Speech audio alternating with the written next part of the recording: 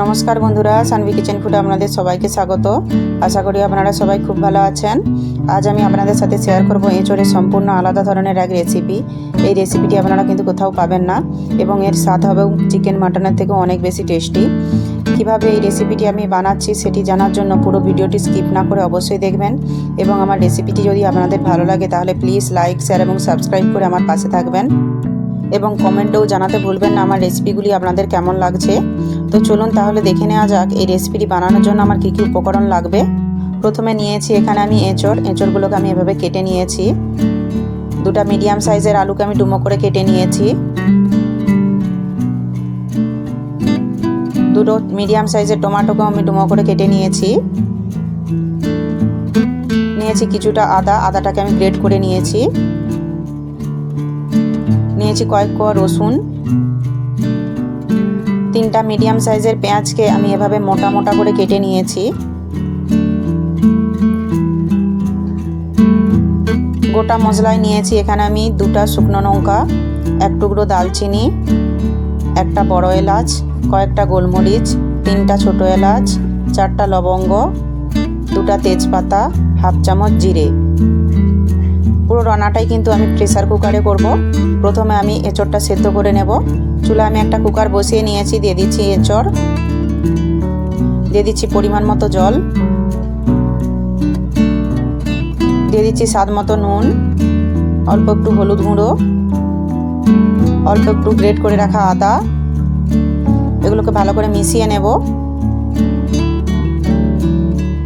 এবার এটাকে আমি ঢাকা দিয়ে একটা সিটি দিয়ে নেব।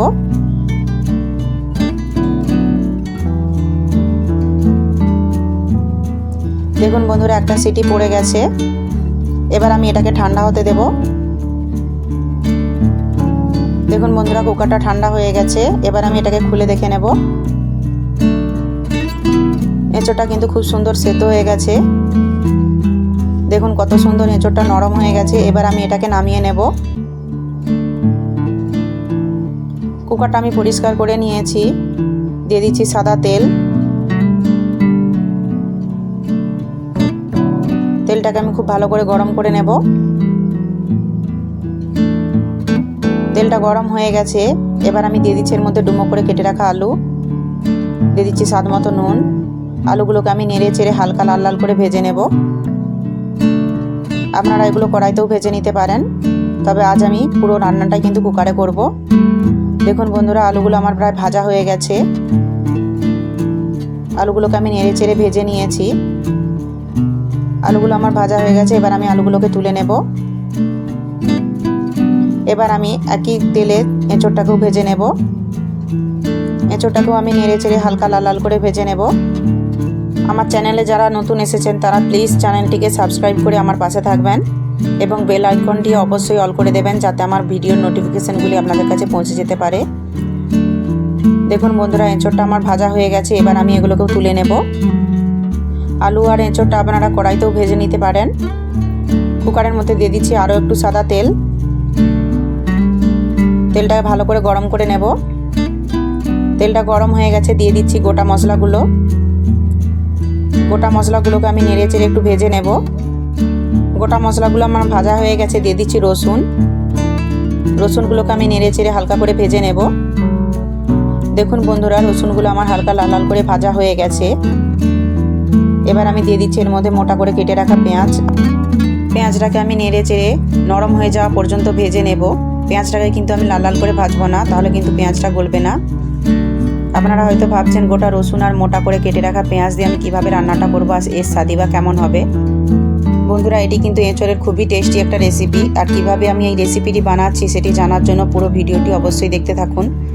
দেখুন বন্ধুরা, পেঁয়াজটা আমার হালকা ভাজা হয়ে গেছে। এবার আমি দিয়ে দিচ্ছি ধনেপাতা ডাঁটা, গ্রেট করে রাখা আদা।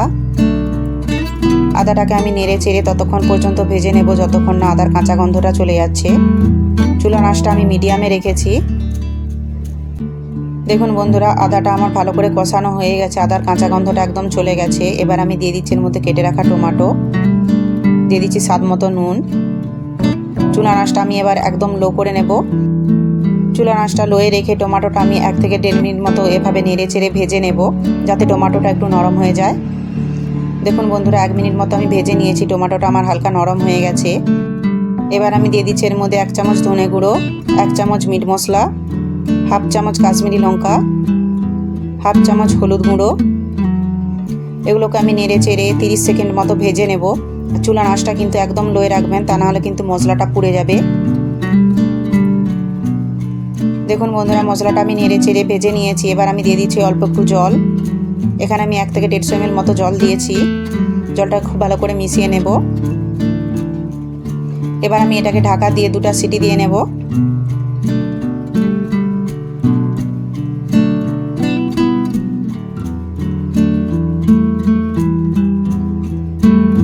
দেখুন বন্ধুরা 2টা সিটি পড়ে গেছে। এবার আমি চুলার আঁচটা বন্ধ করে কুকারটাকে ঠান্ডা করে নেব। কুকারটা দেখুন একদম ঠান্ডা হয়ে গেছে। এবার আমি এটাকে খুলে নেব।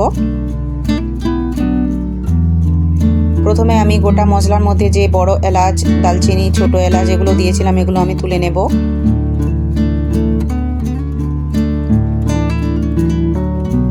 সবগুলো আমি তুলে নিয়েছি। এবার আমি একটা ম্যাশারের সাহায্যে এগুলোকে আমি খুব ভালো করে ম্যাশ করে নেব। মশলাটাকে এভাবে অবশ্যই ম্যাশ করে নেবেন, তাহলে কিন্তু গ্রেভিটা খুব সুন্দর হবে। দেখুন বন্ধুরা এটাকে আমি খুব ভালো করে ম্যাশ করে নিয়েছি। এবার আমি এটাকে নেড়ে চেড়ে এর জলটা পুরোপুরি শুকিয়ে নেব। চুলার আঁচটা আমি একদম হাই রেখেছি। মশলাটা কত সুন্দর হয়ে গেছে দেখুন। এখন কিন্তু আর বোঝা যাচ্ছে না যে এটা আমি গোটা রসুন আর মোটা করে কেটে রাখা পেঁয়াজ দিয়ে মশলাটা বানিয়েছি। দেখুন মশলার রসটা আমার পুরোপুরি শুকিয়ে গেছে। মশলাটা আমি খুব ভালো করে কষিয়ে নিয়েছি। এবার আমি দিয়ে দেবো এর মধ্যে ভেজে রাখা আলু ও এঁচড়। আলু আর এঁচড়টা আমি মশলার সাথে মিশিয়ে খুব ভালো করে 1 মিনিট মতো কষিয়ে নেব। চুলার আঁচটা আমি এখন একদম লোয়ে রেখেছি, তা নাহলে কিন্তু মশলাটা পুড়ে যাবে। এঁচড়টা আমি ভালো করে কষিয়ে নিয়েছি। এবার আমি দিয়ে দিচ্ছি 1 চামচ কাসুরি মেথি, হাফ চামচ গরম মশলার গুঁড়ো। এগুলোকে খুব ভালো করে এঁচড়ের সাথে মিশিয়ে নেব। এগুলো আমি খুব ভালো করে মিশিয়ে নিয়েছি। দিয়ে দিচ্ছি গরম জল, আপনারা ঠান্ডা জলও দিয়ে দিতে পারেন। আমি এখানে রান্নাটা যাতে তাড়াতাড়ি হয়ে যায় তার জন্য গরম জলটা দিয়েছি। এগুলোকে খুব ভালো করে মিশিয়ে নেব। এবার আমি এটাকে ঢাকা দিয়ে 5-7 মিনিট মতো সেদ্ধ হতে দেব। 5-7 মিনিট মতো হয়ে গেছে। দেখুন বন্ধুরা এঁচড়টা আমার কত সুন্দর হয়েছে। এখানে কিন্তু এঁচড়ে আমি খুব বেশি জল রাখবো না। এঁচড়টা খুব সুন্দর করে নরম হয়ে গেছে। পুরো ফ্লেভারটা কিন্তু এঁচড়ের মধ্যে ঢুকে গেছে। এবার আমি দিয়ে দেবো এর মধ্যে কেটে রাখা ধনেপাতা কুচি। ধনেপাতাটা আমি খুব ভালো করে এঁচড়ের সাথে মিশিয়ে নেব।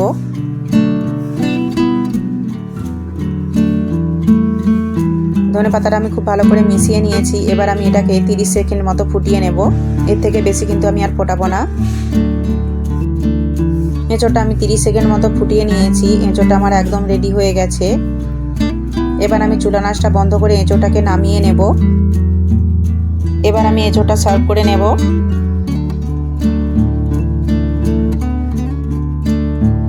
দেখুন বন্ধুরা এঁচড়টা আমি সার্ভ করে নিয়েছি। কতটা সুন্দর হয়েছে দেখুন দেখতে। খেতেও কিন্তু একদম দুর্দান্ত স্বাদের হয়। আপনারা অবশ্যই এভাবে একবার বাড়িতে বানিয়ে দেখুন। এভাবে এঁচড় বানালে চিকেন মটনের স্বাদকেও হার মানাবে। গরম গরম ভাতের সাথে আর কিছুই লাগবে না। তো অবশ্যই এভাবে একবার বাড়িতে বানিয়ে দেখুন। আমার রেসিপিটি যদি আপনাদের ভালো লাগে তাহলে প্লিজ লাইক, শেয়ার এবং সাবস্ক্রাইব করে আমার পাশে থাকবেন এবং পাশে থাকা বেল আইকনটি অবশ্যই অল করে দেবেন, যাতে আমার পরের ভিডিও নোটিফিকেশানগুলি আপনাদের কাছে পৌঁছে যেতে পারে। পুরো ভিডিওটি দেখার জন্য আপনাদেরকে অসংখ্য ধন্যবাদ। ভালো থাকবেন, সুস্থ থাকবেন। দেখা হচ্ছে পরের ভিডিওতে।